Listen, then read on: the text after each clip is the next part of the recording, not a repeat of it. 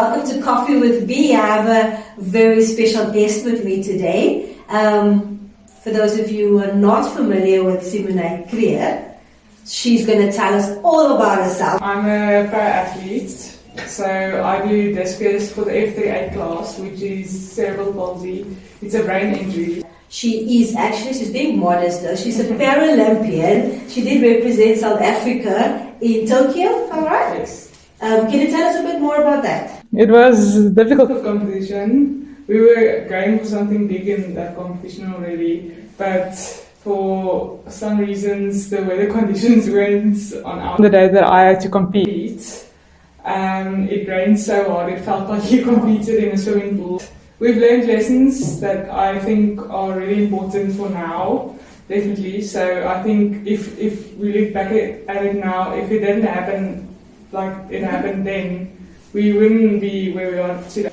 How old were you at Tokyo? I think that is important for our viewers to know. I was 16. 16 years old, still in school, representing your country on the biggest stage there is. Yeah. How were you juggling school and athletics and traveling and all of that? That year was still COVID. It was hard because you have to now also worry about, are you getting COVID, or do you have to stay in school, stay out of school?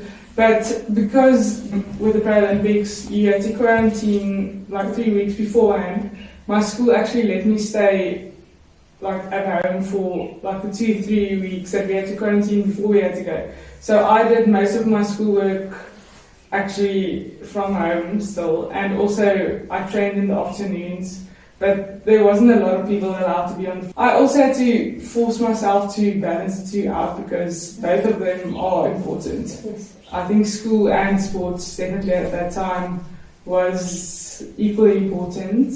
So you just had to make time. We tested every day for COVID. So it wasn't the test that, like the nasal test, it was a spit test. So every day in the village, you had to give in your spit so that they could actually test it, yeah. So it was kind of stressful because if you test positive, you have to quarantine for 2 weeks and then you're not going to compete. So yeah, that was the most stressful part for me. And also, like, you can't be near people because there's still a chance that someone gets COVID. Because of the COVID, like when you're in the dining hall, there's dividers between every athlete that eats and stuff, so you can't actually hear what the other person says in front of you. So it was strange. What was your support like? Well, I think my family and friends were my biggest support then, and also the medical staff that also helped there. I think there's a lot of people involved that, like the doctors and stuff. I think those were really, really important people in terms of the COVID. Okay. So yeah, I think, but mostly the family and friends, like my parents, we stayed out of each other's spaces in those times that you actually had to think about, are you going to get COVID, are you not going to get COVID, because you don't want, they didn't want me to get sick, so yeah. Because my sister was still in school, she was in matric that year, so she had to go to school. And then we still talk to each other, like arguing and stuff, we had to keep that up for a while. And was that difficult? Definitely. I think if you're used to that, like me and my sister are close, so I think if you're used to that, it is difficult to stop it for a while, so yeah. What are your expectations for Paris? We want to go big, definitely. I broke the world record last year in Paris for our World Champs and this year in Kobe, Japan. And I want to do it again, definitely, and get the gold medal. But on the day, it's God's plan, it's not my plan. So we're going to go with me doing my best, and then God will do the rest. You broke the record, and then, I'll just clarify though, then you broke your own record again this year. Yes. So you've been the record holder now for 2 years. I broke the world record for the first time in 2019. And I still had it in 2020, and then 2021 the Canadian broke my world record. Yeah. And then in 2023, last year, I just took back the world record. So yeah. If I look at your journey, Simoné, Tokyo, 16 years old, and I know the conditions wasn't great with COVID and storms and everything, and I think you placed 5th? Yes, I placed 5th.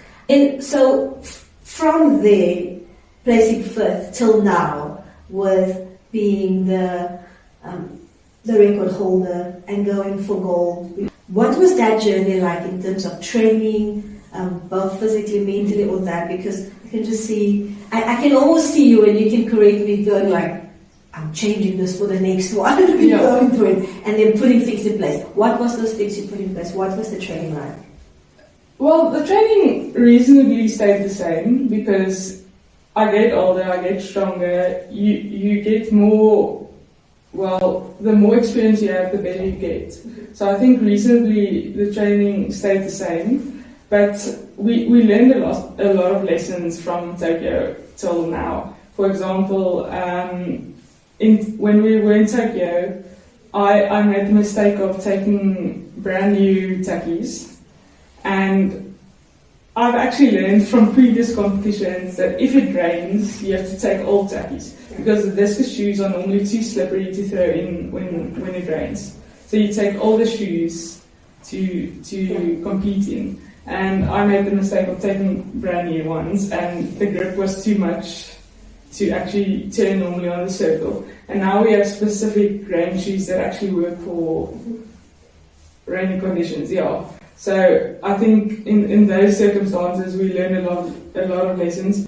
You have to be mentally prepared to throw in the rain, because as a 16-year-old I didn't think it like everyone's throwing in the same conditions. So it's not going to make a difference if you throw in the rain, someone doesn't throw in the rain. It isn't those circumstances. So you have to handle every situation as it comes, definitely. One of the differences then in Tokyo, I don't have a coach with me on the day that I threw. So South Africa only sent one throwing coach, and two of our athletes, me and Tyron, threw the same day, the same time. So Coach Danny, that was a throwing coach, then went to Tyron, and the throwing coach wasn't with me. So the only way we had to communicate is one of the managers took a video of me throwing, sent it to my dad so that he can actually watch the videos, and then my dad had to send feedback back from the videos.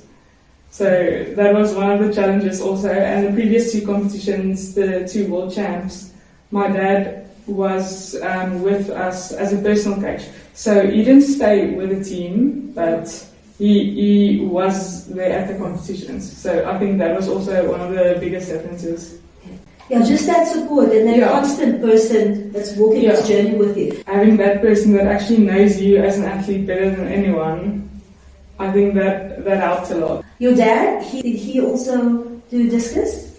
He did discus and shot put, but what he tells me is if he had the coaching that I have now, because the technique that we use is from Coach Pierre Blachnet and Coach Evan Vermaas.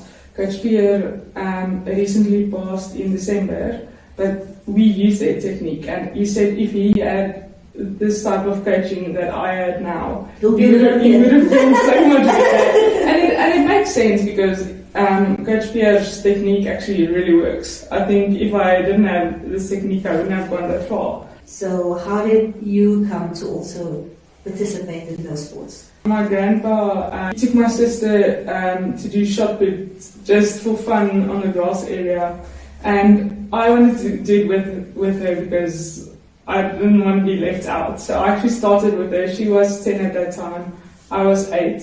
So I started shot put then, and then the same with the discus. When she was 12 and I was 10, we started the discus together, and then I just kept on doing it because I love the sport. It's never just like a straight line. It's ups and downs, and I'm going to call it podium moments and locker room moments. You know, sometimes in the locker room, the cloakroom, you're alone with your own thoughts and try to figure out who you are, what needs to happen next, or sometimes having competed and things not going wrong and coming back into that space where you're alone. So what would be the most memorable or those moments stand out for you? Both a podium moment and those, what I would call that locker room moment. I think the moments that stand out, the podium moment for me is definitely between this year in Japan and last year in Paris, where I got Okay, well, where I got my first gold medal in Paris last year, and actually the biggest world record at that time. And then this year, where the world record was for the first time now further than the F37s, because our discus is two classes combined. It's the F37s and the F38s. So where previously I broke the world record, but I still wasn't first on the rankings because the F37's world record was further than the F38s. And this year, for the first time, an F38 threw further than the F37s. I think those were the biggest moments for me.